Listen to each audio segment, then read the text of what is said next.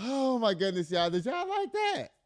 I loved it, y'all. And guess what, y'all? Welcome back to Good and Crazy News, y'all. It's your boy, Aki, and I'm back with another episode. Y'all, today is Prince's birthday, y'all. That just wore me out. Like, I'm worn out. Y'all, guess what? I'm not one of those aficionados that's like really huge Prince fans that know every single thing that he ever did in his career and everything like that. And guess what? I don't want to go over the bad things that happened in his life because that's not why I'm here. I wanted to celebrate Prince's music because you know what?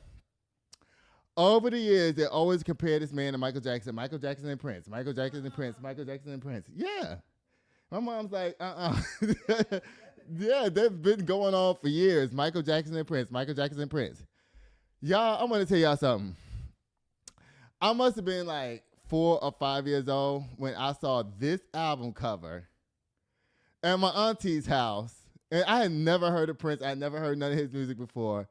And when I picked up the album cover, I was just like, I'm gay. I'm just playing.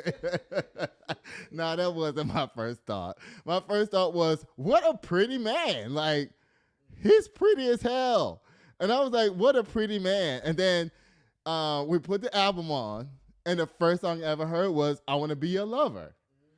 And I was like, what is a lover? Like, what is that? You know, it had me questioning immediately, like, I want to be your lover. Da-na-na, da-na-na. I want to be the only one that makes you come running. You know, Prince has always innuendos in his songs, right? Like, I didn't know what make you come running, man. You know what I'm saying? I just know it sounded good. You know what I'm saying? But Prince, uh-oh. Girl, you playing now. No, I'm not. Lord, that's our new button, y'all. Oh my goodness. But I love Prince. I know a lot of y'all love Prince. Today is his birthday. If Prince was alive today, he'd be 67 years old. It says that June 7th is Prince's birthday, which is today. While Prince is born, Prince Rogers Nelson passed away in 2016. Today, June 7th, 2025, would have been his 67th birthday. Y'all, I'm happy for Prince's life. I'm happy that he was here. I'm happy he contributed all he contributed. And I just want to celebrate him. That's just little boy, yes.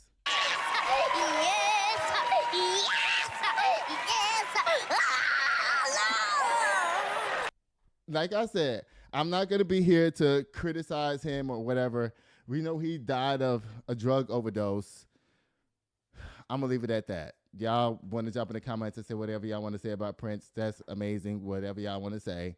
But I love this man, and guess what? I miss him so much. I remember there was a video that came out when Prince was 7 years old when he was first discovered on TV.